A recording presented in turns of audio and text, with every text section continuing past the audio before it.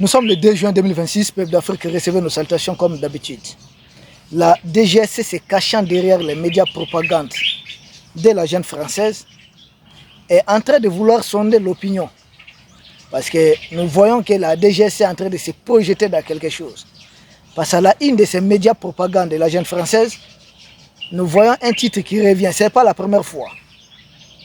Que Conakry a accusé de transiter les armes russes pour le Mali. Je dis, ça veut dire quoi concrètement? C'est quoi le contenu?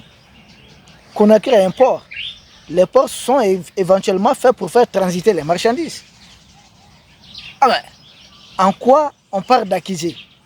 Est-ce que le Mali, qui est un pays indépendant et souverain, achète des armes à la Russie? Est-ce que cela est illégal? C'est légal. La jeune française elle-même, elle vend beaucoup d'armes dans le monde. C'est un droit pour le Mali d'acheter des armes pour se défendre contre les groupes armés terroristes. En quoi acheter des armes à la Russie pour combattre les groupes armés terroristes? Cela équivaut à dire Conakry accusé. Pourquoi accusé? Accusé, c'est si, par exemple, les armes destinées au Mali sont soumises à des sanctions. Il n'y a pas de sanctions, sans toute légalité. Ça peut transiter par n'importe quel port peut-être autour de nous. Mais pour plusieurs raisons, le Mali a fait le choix de la Guinée-Conakry. Nous sommes le même peuple. Ce sont les colons qui sont venus établir cette frontière. Sinon, de tous les empires, beaucoup de royaumes, nous, c'est le même peuple. On parle souvent même la même langue de part et d'autre des frontières. Vous avez les Malinqués du Mali, les Malinqués de la Guinée, les Peuls du Mali, les Peuls de la Guinée. Moi je suis Diawara, il y a des Diawara au Mali, des Diawara que vous allez retrouver en Guinée et même au Sénégal. Je ne vois pas en quoi des armes que le Mali achète en toute souveraineté, pas déjà des armes achetées à crédit, qu'on a pris à crédit, non, des armes qu'on paye cash. Nous les achetons, nous les faisons transiter par le port de la Guinée-Conakry. On dit Conakry est accusé. Je dis c'est très grave. Qu'est-ce que la jeune française projette de faire contre la souveraineté de ces pays qui ont les droits?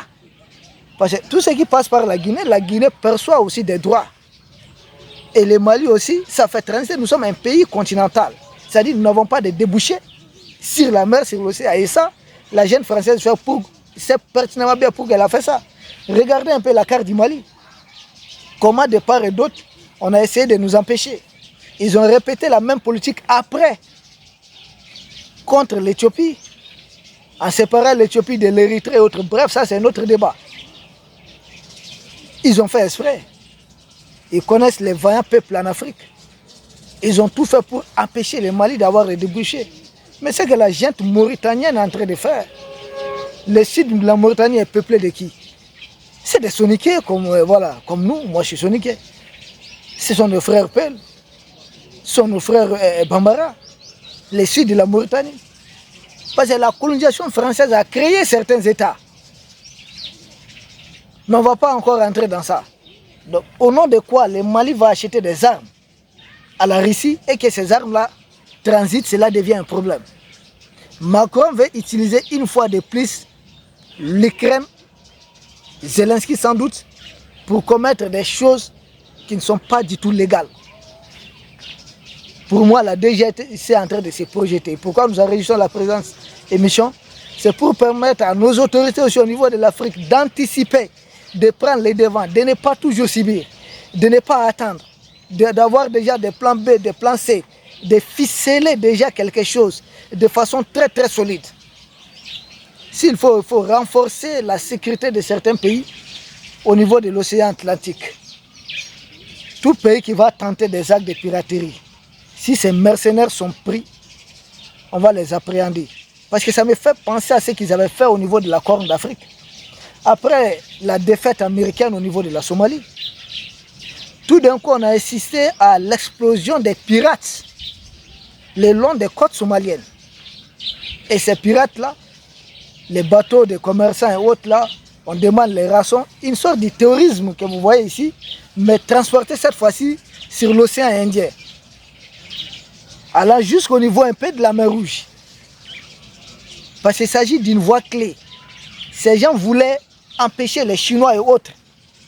C'était une façon d'entraver le commerce des Chinois et autres, des pays qui leur sont un peu adversaires ou voire ennemis. C'est à eux de voir. Mais ils ont échoué. Parce que si la Chine a une base militaire au-delà de ses frontières, c'est à Djibouti aussi. Hein. Vous voyez que beaucoup de ces pays ont des bases militaires à Djibouti, parce que ça fait face au Yémen. Donc, où ça? Juste au niveau du détroit de Bab el-Mandeb. Mer Rouge, le détroit de Bab el-Mandeb, et puis en bas un peu l'océan Indien. Donc, en bas un peu l'océan Indien, c'est le même acte de piraterie que ces gens projettent de faire. Et il y a déjà un bateau qui a été attaqué au large du Sénégal. Ah oui, ça beaucoup peut-être n'ont pas pris ça en compte. Il y a un autre bateau qui a été attaqué aussi, non loin du Maroc. Tout ça, on met ça sur le dos de Zelensky. Il n'y a pas longtemps, la jeune française dit avoir arraisonné, en tout cas un navire russe selon la France, qui est sous sanction. J'ai dit, mais qui est Macron pour arrêter un bateau russe? Jusqu'à quand ces gens sont en train de faire courir un risque pour l'ensemble du monde? Ces barbares, selon Nicolas Sarkozy, ont eu entraîné le monde dans ce qu'ils ont appelé la Première Guerre mondiale. Ils ont entraîné le monde dans ce qu'ils appellent la Deuxième Guerre mondiale. Avant cela, entre Anglais et Français, ils ont fait une guerre qu'ils appellent guerre de 100 ans. Mais en réalité, la guerre a duré 116 ans. Et la brave dame qui a sauvé la France, Jeanne d'Arc, elle a été livrée aux ennemis de la France. Ce sont des barbares. La guerre franco-prussienne, on n'en parle pas. À chaque fois, si vous voyez une catastrophe sur le monde, sur l'humanité, ils sont à l'origine. Et ils sont en train de faire quelque chose de très grave. Non seulement ils disent que Taïwan ne doit pas revenir vers la Chine. Ils disent mais Taïwan là c'est la Chine. Même façon ils sont en train de vouloir mettre quelque chose contre Kidal pour le Mali. Même façon ils sont en train de monter Zelensky contre les Russes. Or les Russes et les Ukrainiens là, c'est un même peuple. On les appelle les Slaves orientaux, les Slaves de l'Est. Parce que les Slaves là, on retrouve trois types de Slaves. Il y a les Slaves de l'Est, les Slaves de l'Ouest et les Slaves du Sud. Les Slaves de l'Est, là, c'est même père, même mère. C'est trois pays, principalement. C'est la Russie, l'Ukraine et puis la Biélorussie. Trois pays. Principalement, ils ont des minorités par-ci, par-là. Mais voici les trois pays clés. Maintenant, les Slaves de l'Ouest, qu'ils ont toujours si manipulés, qui sont la Pologne, la République tchèque et autres. Le troisième pays. Les Slaves du Sud, maintenant, la Serbie et autres. Slaves de l'Ouest, pour certaines raisons, ils sont toujours parvenus à les retourner contre les Slaves de l'Est. Parce que les Slaves de l'Ouest, bon, ils disent pour une raison ou autre, c'est des gens qui ont eu une appartenance à l'Empire romain de l'Ouest occidental. Or, les autres, là, c'était de l'Empire byzantin, de l'Empire romain de l'Est. Et les Slaves de l'Ouest sont en grande partie des catholiques. Or, les Slaves de l'Est, les Slaves orientaux, Russes, Biélorusses et autres, ce sont des chrétiens orthodoxes. Il y a des nuances, mais on n'est pas dans ça. Ils ont toujours réussi, en tout cas, c'est leur spécialité, de retourner les gens les uns contre les autres. Ils ont tout fait pour essayer d'opposer les pays de l'Est à certains de leurs voisins. L'actuel président du Bénin est dans une démarche qu'il faut saluer. Le président du Ghana est dans cette même démarche. Notre souhait, c'est de voir les Africains parler entre eux, Africains, défendre les intérêts de l'Afrique, protéger la vie des Africains.